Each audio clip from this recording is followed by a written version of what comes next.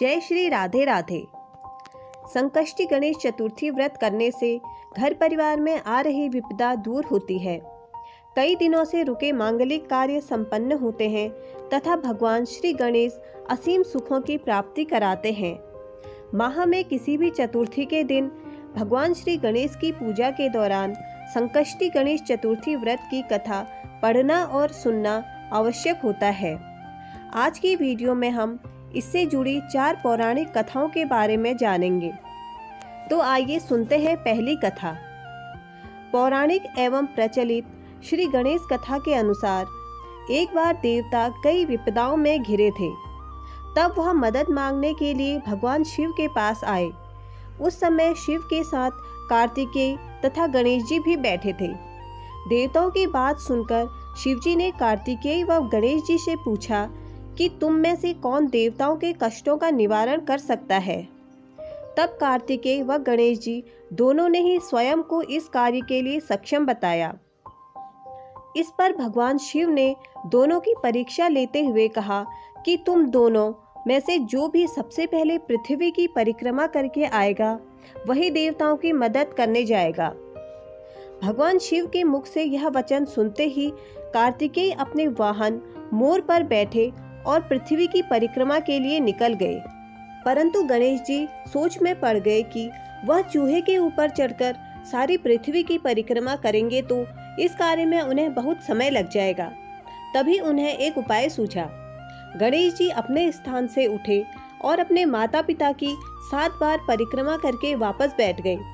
परिक्रमा करके लौटने पर कार्तिकेय स्वयं को विजेता बताने लगे। तब शिवजी ने गणेश जी से पृथ्वी की परिक्रमा न करने का कारण पूछा। तब गणेश जी ने कहा, माता पिता के चरणों में ही समस्त लोग हैं। यह सुनकर भगवान शिव ने गणेश जी को देवताओं के संकट दूर करने की आज्ञा दे दी। इस प्रकार भगवान शिव ने गणेश जी को आशीर्वाद दिया कि चतुर्थी के दिन जो तुम्हारा पूजन करेगा और रात्रि में चंद्रमा को अर्घ्य देगा उसके तीनों ताप यानी दैहिक ताप, वैदिक ताप तथा भौतिक ताप दूर होंगे। इस व्रत को करने से व्रतधारी के सभी तरह के दुख दूर होंगे और उसके जीवन में भौतिक सुखों की प्राप्ति होगी। चारों तरफ से मनुष्य की सुख समृद्धि बढ़ेगी, पुत्र पौत्र आदि धन ऐश्वर्य की कमी नहीं रहेगी। गणेश चतुर्थी व्रत की दूसरी कथा। एक समय की बात है, राजा हरिश्चंद्र के राज्य में एक कुम्हार रहता था। वह मिट्टी के बर्तन बनाता था, लेकिन वे कच्चे रह जाते थे। एक पुजारी की सलाह पर उसने इस समस्या को दूर करने के लिए एक छोटे बालक को मिट्टी के बर्तनों के साथ आवा में डाल दिया। उस दिन संकष्टी चतुर्थी का दिन था। उस बच्चे की माँ अपने बेटे के लिए परेशान थी और गणेश जी से बेटे की कुशलता की प्रार्थना करती थी। दूसरे दिन जब कुम्हार ने सुबह उठकर देखा तो आवा में उसके सारे बर्तन तो पक गए थे, लेकिन बच्चे का बाल भी बांका नहीं हुआ था। वह डर गया और राजा के दरबार में जाकर उसने सारी घटना बताई।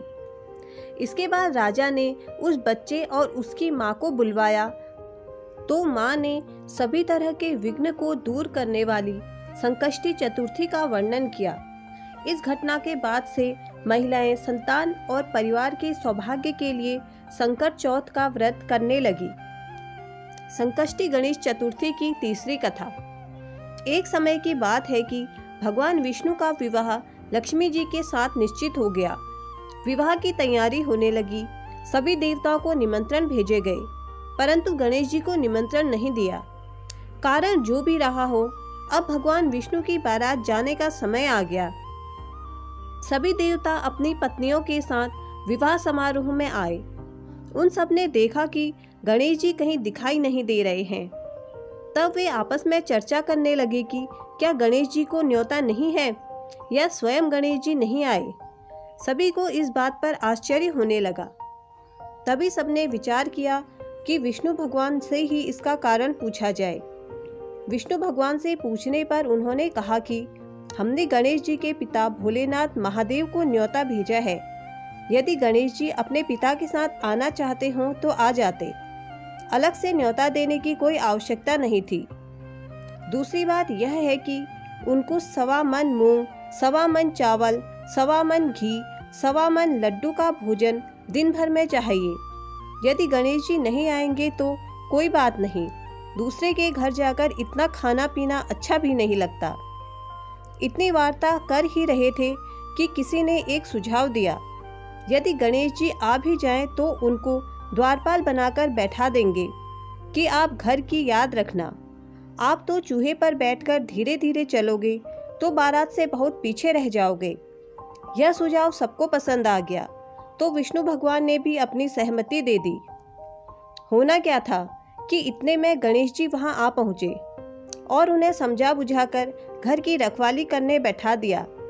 बारात चल दी। तब नारद जी ने देखा कि गणेश जी तो दरवाजे पर ही बैठे हुए हैं, तो वे गणेश जी के पास गए और रुकने का कारण पूछा। गणेश जी कहने लगे कि विष्णु भगवान ने मेरा बहुत अपमान किया है। इस पर नारद जी ने कहा कि आप अपनी मूषक सेना को आगे भेज दें तो वह रास्ता खोद देंगी, जिससे उनके वाहन धरती में धस जाएंगे। तब आपको सम्मान पूर्वक बुलाना ही पड़ेगा। अब तो गणेश जी ने अपनी मूषक सेना जल्दी से आगे भेज दी और सेना ने जमीन पोली कर दी। जब बारात वहां से निकली तो रथों के पहिए धरती में धंस गए। लाख कोशिश करें परंतु पहिया नहीं निकले।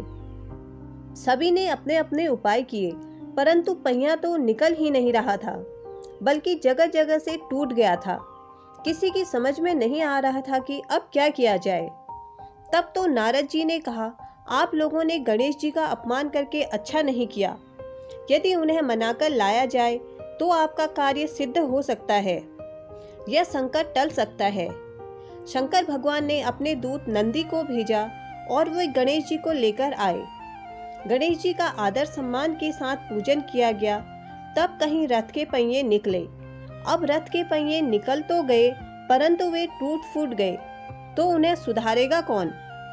पास के खेत में खाती काम कर रहा था, उसे बुलाया गया। खाती अपना कार्य करने से पहले श्री गणेश नमः कहकर गणेश जी की वंदना मन ही मन करने लगा। देखते ही देखते खाती ने सभी पहिए ठीक कर दिए।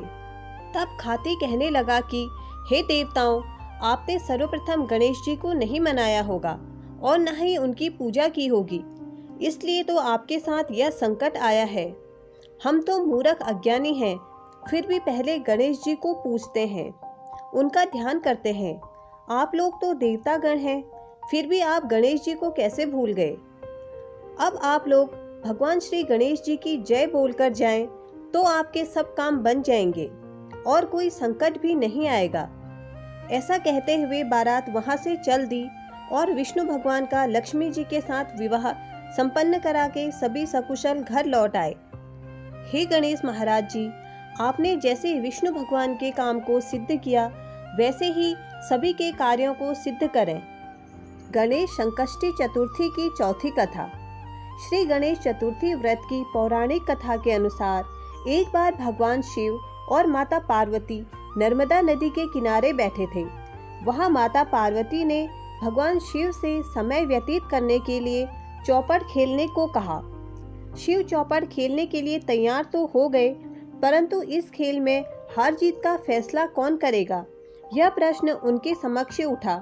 तो भगवान शिव ने कुछ तिनके एकत्रित कर उसका एक पुतला बनाकर उसकी प्राण प्रतिष्ठा कर दी और पुतले से कहा कि बेटा, हम चौपड़ खेलना चाहते हैं परंतु हमारी हार जीत का फैसला करने वाला कोई नहीं है, इसलिए तुम बताना कि हम दोनों में से कौन हारा और कौन जीता।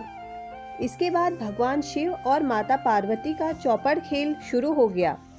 यह खेल 3 बार खेला गया और संयोग से तीनों बार माता पार्वती ही जीत गई। खेल समाप्त होने के बाद बालक से हार जीत का फैसला करने को कहा गया, तो उस बालक ने महादेव को विजय बताया। यह सुनकर माता पार्वती क्रोधित हो गईं और क्रोध में उन्होंने बालक को लंगड़ा होने और कीचड़ में पड़े रहने का श्राप दे दिया। बालक ने माता पार्वती से माफी मांगी और कहा कि यह मुझसे अज्ञानतावश हुआ है, मैंने किसी द्वेष भाव से ऐसा नहीं किया। बालक द्वारा क्षमा मांगने पर माता ने कहा कि यहाँ गणेश पूजन के लिए नाग कन्याएं आएंगी, उनके कहे अनुसार तुम गणेश व्रत करो, ऐसा करने से तुम मुझे प्राप्त करोगे। यह कहकर माता पार्वती शिव के साथ कैलाश पर्वत चली गईं। 1 वर्ष बाद उस स्थान पर नाग कन्याएं आईं। तब नाग कन्याओं से श्री गणेश के व्रत की विधि को मालूम करने पर उस बालक ने 21 दिन तक लगातार गणेश जी का व्रत किया। उसकी श्रद्धा से गणेश जी प्रसन्न हुए। उन्होंने बालक को मनोवांछित फल मांगने के लिए कहा। उस पर उस बालक ने कहा कि हे विनायक, मुझ में इतनी शक्ति दीजिए कि मैं अपने पैरों से चलकर अपने माता पिता के साथ कैलाश पर्वत पर पहुंच सकूं और वे यह देखकर प्रसन्न हों। तब बालक को वरदान देकर श्री गणेश अंतर्ध्यान हो गए। इसके बाद वह बालक कैलाश पर्वत पर पहुंच गया और कैलाश पर्वत पर पहुंचने की अपनी कथा उसने भगवान शिव को सुनाई। चौपड़ वाले दिन से माता पार्वती शिवजी से विमुख हो गई थी। अतः देवी के रुष्ट होने पर भगवान शिव ने भी बालक के बताए अनुसार 21 दिनों तक श्री गणेश का व्रत किया।